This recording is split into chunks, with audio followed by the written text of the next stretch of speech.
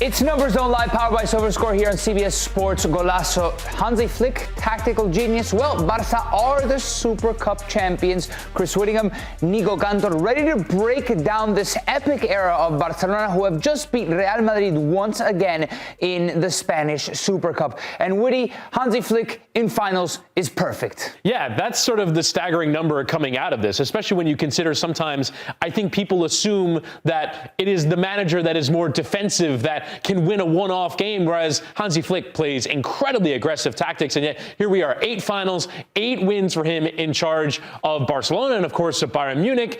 At Barcelona right now, they've already won 3 times against Real Madrid in finals, compared to 6 times in the previous 124 years of the club. Pretty incredible. These are 2 Super Cups and the Copa del Rey, right? There are those finals against Barcelona. So halfway to history. Let's see how far Hansi Flick is going to stay at Barcelona in order to potentially get to this number. But one of the main reasons as to why Barcelona were so good were because of this man, Rafinha. If Hansi Flick didn't come, I would have left Barca. That's true. They were trying to sign Nico Williams, remember?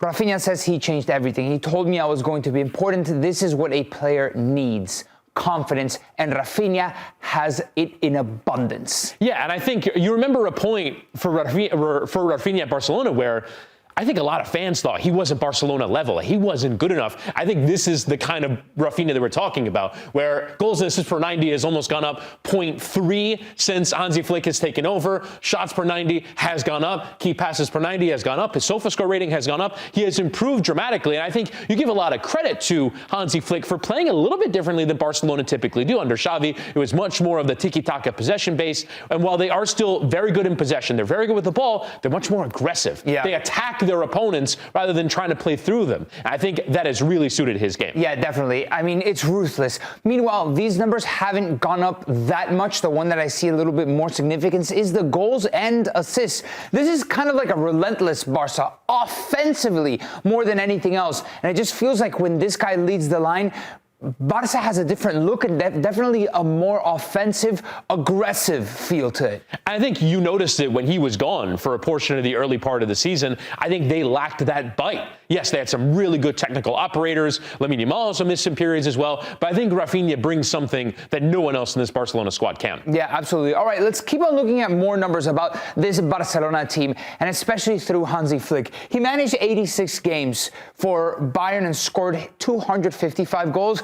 Very, very similar to where he is now at with Barcelona. And we're going to do a little bit of comparison between that Bayern team that ended up winning not only the Champions League, but every trophy available to them in that 1920 season, and Barcelona. The numbers are pretty comparable, Chris. Yeah, I think so. We're comparing where those 2 teams were relative to the rest of the teams in that league. So you look at Barcelona right now, 2.85 goals per game. The average La Liga team only averages 1.5. The shots well above average, and also the shots inside the box as well. There is that ability attacking teams, and I think in some ways it's kind of funny that we're kind of starting this segment as Hansi Flick, tactical genius, because how often are his tactics, particularly the high line, dissected as the thing that holds Barcelona back. This is the flip side of what his tactics do, which is they create numerous attacking moments. I didn't see a team last year that just relentlessly created and created and created. This is a big chances machine in Barcelona and obviously previously at Bayern Munich. Yeah, and the conversion rate, of course, basically half of the chances that you create, you score, which is pretty incredible for both of these teams. I think the caveat that we also have to consider as we begin looking at all of these numbers for Bayern Munich, it is in the COVID season, especially in Champions League when it was a shortened season. And you could say that players and teams were in a different headspace in that year. So I just think for not only for football, but for all sports, there was an asterisk with that Bayern team, but you still have to get it done. And that Bayern team was ruthless, so much so they beat Barcelona 8-2 in the Champions League. Yeah, and I think we still saw it, though, before the COVID pause from, I guess we'll call it August to March, when that Bayern team was sensational. But you're right. When you're playing single elimination Champions League on a neutral site in front of no crowd, that certainly is one of the considerations. But we talk about the high line. I think the offsides provoked number is one of the most important things that his teams do. They make it uncomfortable for the opponent. And also, I think in some ways we see a lot of La Liga teams only emphasizing those through balls in behind, knocking it into the space, try and get running behind that defense. And now you see that number go way up because this is the one tactic they use against them. It's almost 5 a game relative to the league average of being roughly 2 a game. You're doing it more and more often because I think teams are recognizing this is the way to beat them. Yeah, I mean, that is absolutely kind of crazy. But especially also, how much has gone up at Barcelona compared to where it even was at Bayern, which obviously was above average. Yeah, and I mean, you're looking at these through balls allowed per game, only basically 1 for that Bayern team, where Barcelona does allow a little bit more. You play with a little bit more of that risk. I think if that number goes up, the bottom number goes up as well. Yes. So let's compare them to other great teams. On the y-axis, it's big chances created per game, and then on the bottom, the x-axis is goals per game. And you see both of his Bayern and Barca teams pretty fairly on the right-hand side. What's actually striking to me is that Company's Bayern from right now is almost all the way top right. Yeah, I mean, they're ridiculous right now. We saw them score 8 goals at the weekend. But I think the interesting thing to me is how much further up they are relative to Pep's Manchester City. Because I think a lot of people talk about them as sort of the class of the Premier League and the class of this era in terms of attacking ability and attacking output. And here are Flick's teams even above that. And this is the one thing I think I mentioned earlier that gets ignored is, yes, there is an incredible risk. And we saw it in the Champions League semifinal with how they gave up chances and they gave up goals. But the return is you get incredibly entertaining, but also incredibly profitable football in terms of goal scoring. This team scores on a level that no one else in Europe can right now. The one reason why I say they're so far ahead of Pep City is because all the competition since 2019, 2020, Pep City is one of the fewest, one of the managers that has been there for that long. It's difficult to maintain those high numbers for very long. All right, new graph. Possessions won in the attacking third, right? That's where you're winning the ball. And then at the bottom, we're going to invert. We're going from highest to least because we're looking for opposition touches per possession won. So when you lose the ball, how many touches does your opposition have before you win the ball back? It's a pressing metric. It's a very gegenpressing Red Bull-esque metric that we're looking at. And both of Flick's teams are very high on this list. Yeah, I think the metric is commonly shorthand, passes per defensive action, PPDA. This is how the Red Bull teams, I've heard Jesse Marsch mention this, this is how they get graded. They get handed a report after every game and they say, how well did you press? This is the number that decides it. So no surprise, Flick's Bayern is all the way up at the top. And as you mentioned, I think there is it's a little bit more toothless in my mind, the Barcelona press. They still are very good at what they do. They still win the ball back a fair bit. But I think that Bayern team, I think the difference is, I think, the strength of the defenders. I think the Barcelona defenders, I don't think, are as strong as the Bayern defenders were. Particularly, Alphonso Davies was a machine going up and down that left side for Bayern in that time. Yeah, shout out to Blessing at Genoa, who's now at St. Pauli, who is known for his pressing. All right, let's come over here and let's talk a little bit more about Hansi Flick and what he's doing and what he needs to do to be at the level of the Barcelona greats. I'm talking about the Guardiolas, the Luis Enriques, because obviously he's had his 4 titles that he's won already, but the big one is Champions League. And you look at these numbers. These are goals per game. Right now, this Barcelona is at 2.33 goals per game in the Champions League. Not great, but you know who has that number 1 position? It's Flick's Bayern Munich. Again, less amount of games. They have that 1 game against Barcelona that they won 8-2. But remember that Messi, Suarez, Neymar Barcelona team that won the Champions League in 2015? They were just a little bit over 2.33 goals per game. So it got us thinking, how would this Barcelona team do against that Bayern Munich team? This is the all-22. Bayern's 11 against Barca's 11. And I think the first shocking thing is that we don't have Lewandowski in the Barca 11, Chris. Right. And I think that has to do with the number of minutes that he's played this season. Lewandowski's only played around 1,000 minutes this season. I think if you put Lewandowski at his best, he would absolutely fit in there. And it would kind of be interesting to cross-compare Lewandowski 6 years on. But yeah, actually, I look at this team, and as I said earlier, I prefer the Barcelona attack. I think from midfield on, obviously Thiago Alcantara is wonderful. I think Pedri adds so much in that midfield area. I think it really is the comparisons of the defense and the goalkeeper. Neuer, obviously, in his prime. Davies, Alaba, Boateng, Kimmich. That is a rock-solid back four. I just don't feel the same way about that Barcelona back four. Yeah, definitely. Listen, and obviously this is interactive. If you're watching on YouTube, let us know in the comments what you think throughout the day on the Golazo Network's bunch of programming. We'll be answering a lot of the comments. So we're curious to see what you guys think. Personally, I'm going to take that Bayern team over this Barcelona team. I think in the back end production, they asked AI what they think the result is going to be. We'll let you know that in just 1 second, but I just see this Bayern team as ruthless. They'll kill you, they'll put you down. Not that this Barcelona team isn't, but the quality in Thiago, the way that he ran the show, the fullbacks were so good. Kimmich would invert, Davies would bomb forward. Kingsley Coman was in and out. Obviously, Perisic would play a lot as well, but he scored the game-winning goal in that Champions League final, and a more prime Lewandowski, if you will. Yeah, well, obviously it's 6 years on from then, and Lewandowski is probably at the end of his prime club football career. But I don't know. I love this Barcelona team, though.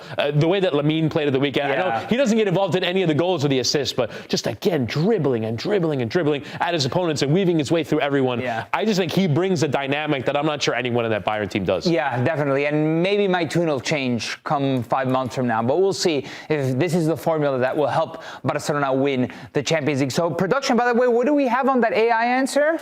3-1 was the final result in favor of Bayern. Okay. Yeah, I mean, no surprise that the nostalgia wins the day, but yeah, I think Barcelona, as I mentioned, that back four, it needs some work. It needs some work for Barca. Yeah, so Hansi Flick is once again the Super Cup champion. Barcelona beating Real Madrid. This is Numbers Don't Lie, powered by Sofascore, a show for football nerds. And Nico, the question we are asking today is, does the Super League already exist? Obviously, there was that attempt from the big clubs in Europe to form a breakaway league, just the big clubs. And the concern was that it was going to be the end of football. But I guess what has happened is the Premier League has continued their inexorable rise ever since. Over the 5 years that have followed, they have sort of eaten a lot of the football ecosystem. And obviously, the one place where that starts is money. They spend and take in much more money than the other four major European leagues. Yeah, Woody, definitely. I think we're going to break down the financials and we'll see why the Premier League is so strong. The gap between the Prem and the rest of the pack in Europe is significant. This is yearly wages in billions of dollars. Mind you, EPL and La Liga are $1 billion in distance, and that's 1 and 2. I feel like a graph, or at least a list, where each team is equally distributed, it isn't fair to visualize how big this gap really is. Let's throw a pie chart in then. Yeah. EPL, a significant portion of the yearly wages in billions of dollars compared to the Europe's top 5.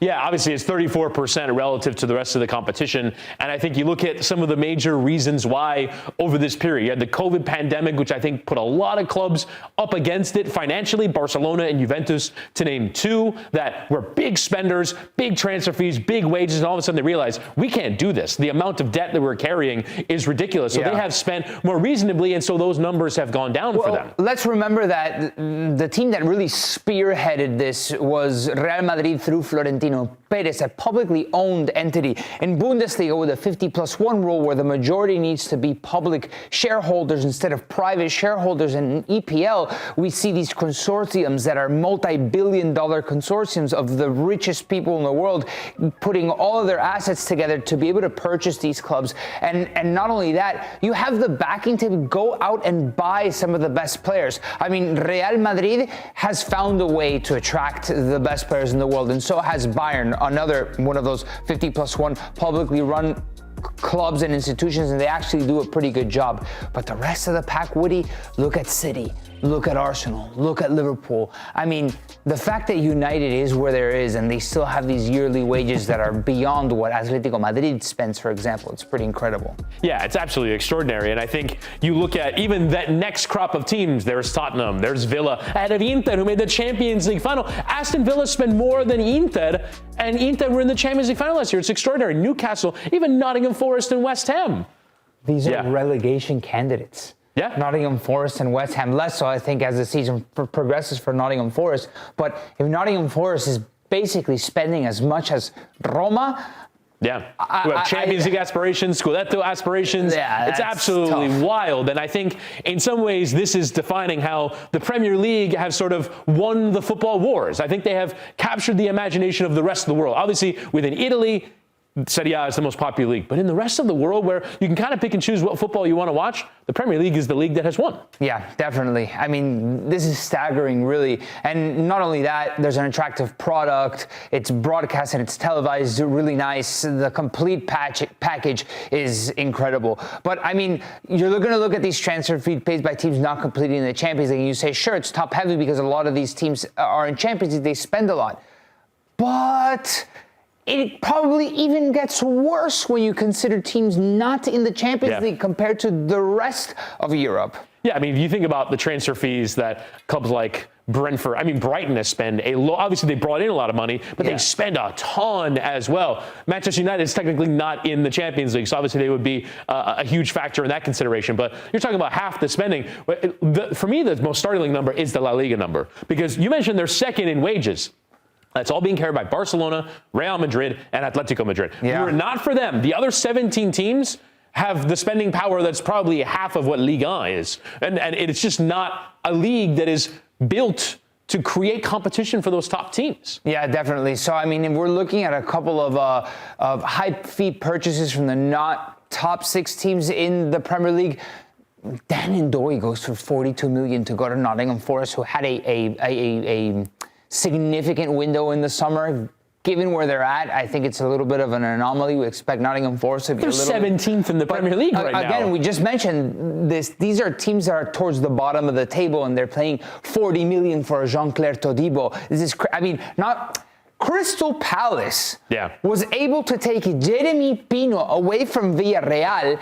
Who are about to go into the Champions League. It is their biggest sell in club history, and they're able to just go like that, right? Because they won FA Cup, they were supposed to be in Europa League, they're now in Conference League, but it just comes to show you the power with which they can invest and the way they can sway the market in their favor, the Premier League teams. And ultimately, you go to Jeremy Pino and say, do you want to make more money than you did before? And he's going to say yes. And let's talk about how that's affected, though, the performances from these clubs in Europe, because I think we're going to see over time that performance go up, that strength go up, and that's exactly what's happening. Look at, really since 2017, 2018, the Premier League has gone from ranked as maybe even the 3rd best league in Europe to being far and away number 1. La Liga's taken a big fall off. Obviously, that largely has to do with the fall off of Barcelona and their performances in the Champions League. And then obviously Serie A has improved a little bit over time. I think they're starting to manage themselves better in Europe, and then the Bundesliga in 4th. But I think that you see this line that goes up for the Premier League,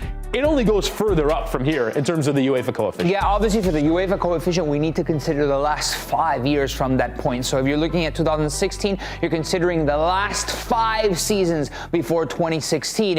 And you mentioned Barcelona. They even played in the Europa League and couldn't win that tournament, right? These are all the teams from that league playing in all of the European competitions and how they're doing. We grabbed the last 5 seasons of European football, and essentially we get a mean, an average of those performances, and it gives you the strength of each league. So La Liga, in the years when they were strong, even in the Europa League, now it's fallen off a little bit more, and maybe since 2016, the Premier League has only been trending upwards. Yeah, and they've won 3 of the last 7 Champions League. Let's see where those clubs are now.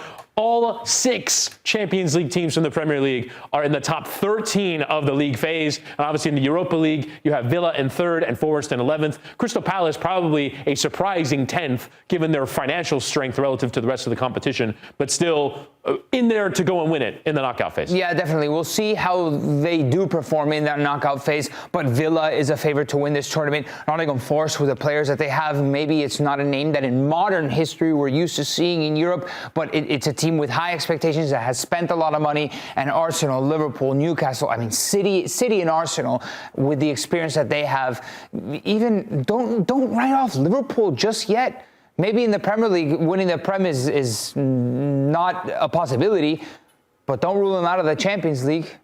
And this is how they're performing in European competition. I guess the question now to ask is, how has that actually affected the Premier League itself? The domestic competition, the amount of parity that we've seen in the league this year. I think the stat to most look at is when you compare 4th, Liverpool, to Nottingham Forest, 17th, there is a 14-point gap between these teams and so much muddle in the middle. Manchester United has obviously fallen off. Tottenham has fallen off. Chelsea have not had a very good season, but still an incredibly tight pack from Liverpool to Nottingham Forest are on the edge of the relegation zone. But we've seen a level of parity this season. But I guess the question is that parity, or is that maybe the top teams not performing to their standard? I mentioned United, Chelsea, and Spurs probably being among them. I guess that's where you guys can get involved in the comment section on YouTube. Is this actually a league of parity, or is this a league where big clubs are underperforming? Let's ask you that question, Nico. Yeah, I do think that this season particularly, it's an anomaly. There's a lot of strength in the first, second, and third team, and then there's a big bunch of teams that are off the mark. Yeah, let's look through the numbers here in terms of open play goals. That number is down for this season. 0.9 open play goals per 90 minutes in the Premier League. Obviously, just 2 seasons ago, that number was 1.19. And now we're seeing over the course of time, yeah, there was a period maybe 2014-15 where that number was a bit lower, but it is lower this season. Do you see that as a lack of quality, or maybe teams' defensive tactics improving? There just isn't as much of a gap between the strong teams and the, let's say, bottom half teams. How are you seeing that? Mind you, the top team in the Premier League at the moment is a defensive first team, and not only that, they are set piece maestros.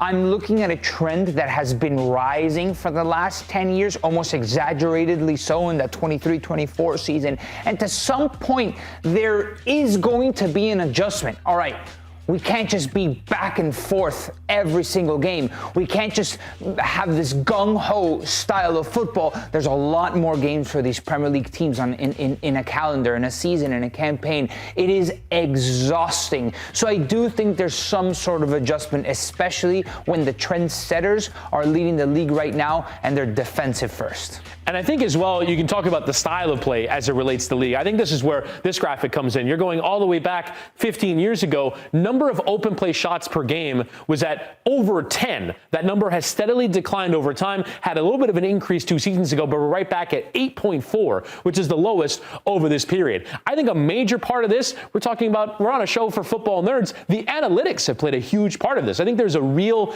decrease in shots from outside of the penalty area because the statistical value behind them is not very strong. Yeah. And so I think we see a lot of teams playing for the perfect shot, the extra pass, rather than just have a crack from 30 yards and see if it goes in. Well, when was the last time that you saw somebody have that shot from mid-distance, right? Or that screamer, like from back in the day? I'm talking about like this era. There was I think it was like December 2015 or maybe even earlier, where the goal of the month nominees were all screamers from like 25 yards out. And I do think managers in the analytics, like they get stacks of reports that have like pushed the sport towards managers, or at least philosophies, creating high XG opportunities, right? Yes. Almost like walking the ball into the back of the net. That tap in where you have a sequence where you end up just a 0.95 XG under the crossbar, and we have less of that creativity. So I wonder if that decline, like you're saying, Chris,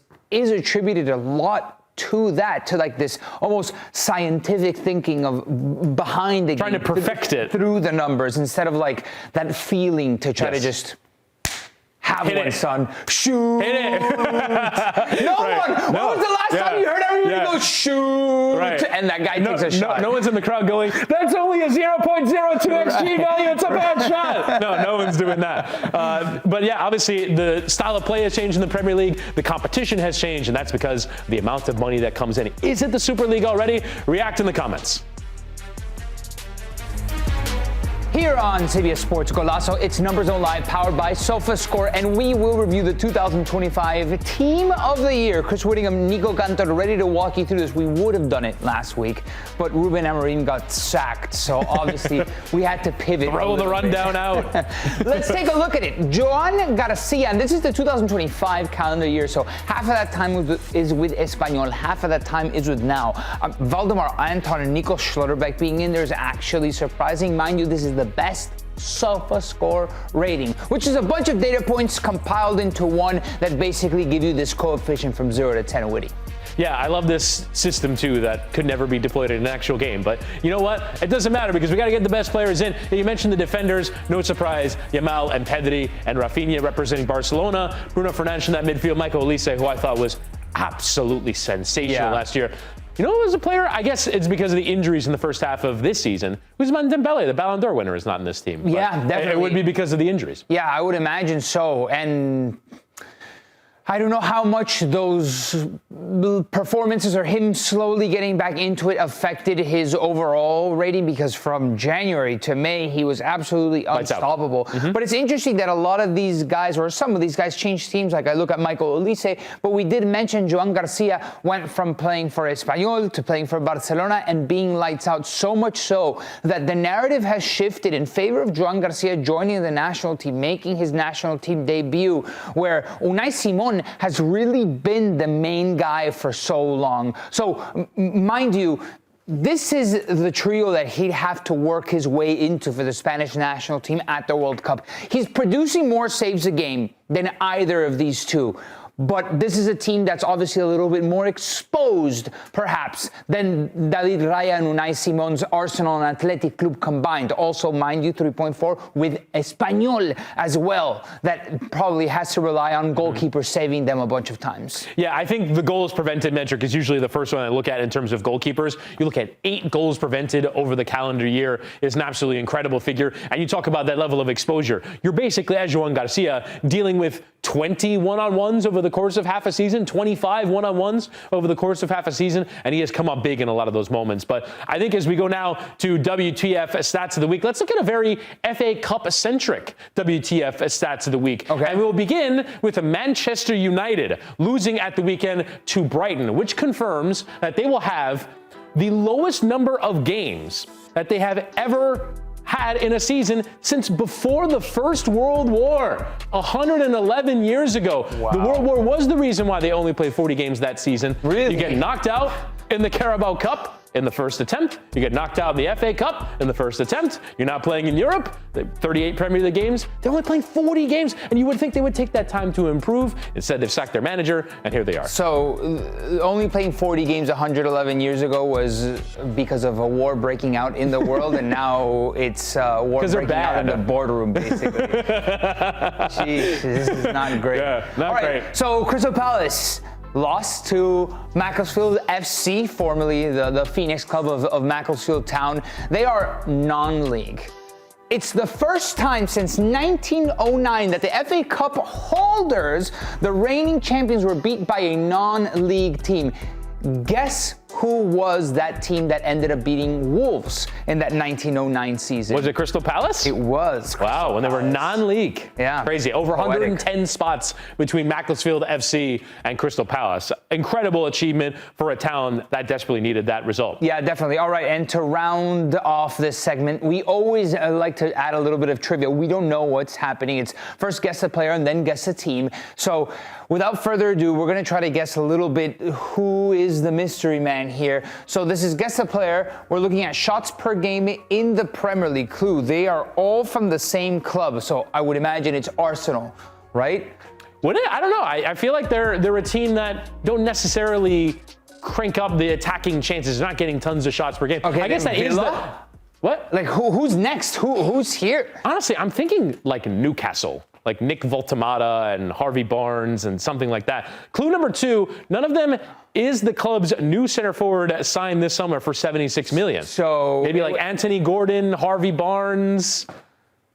That's what, was it indeed €76 million for them? Or honestly, you might be on the right track with Arsenal because that would be the Gyökeres. Right, it's one of those two. Yeah. Do we have a third clue?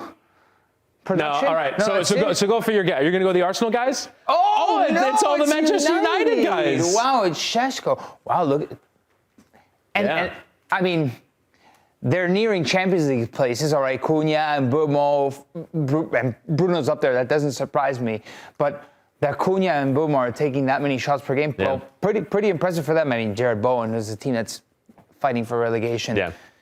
Wow, pretty impressive. Yeah, and Manchester United obviously need more of those to be goals. So that was Guess the Player. Time now for Guess the Team.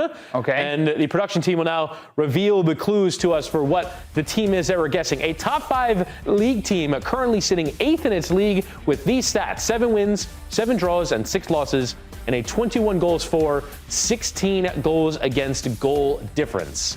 Okay. Currently sitting in 8th in the league. So that is the first clue. Okay, I'm gonna need a little bit more than that. Clue number 2. This team leads the league in clean sheets, but also in red cards. No other team has received more than 3. Gotta be Chelsea, right?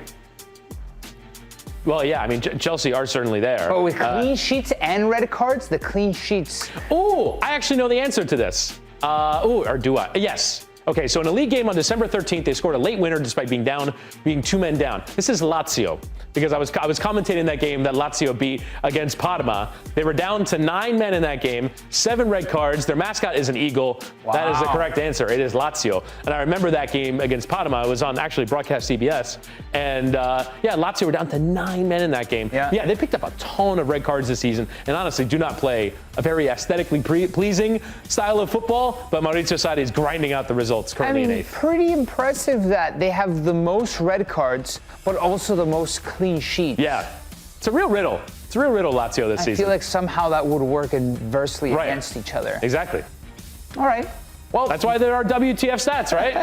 That is it for Sofascore's Numbers Don't Lie. Chris Wittyngham, Nico Cantor. See you guys next time.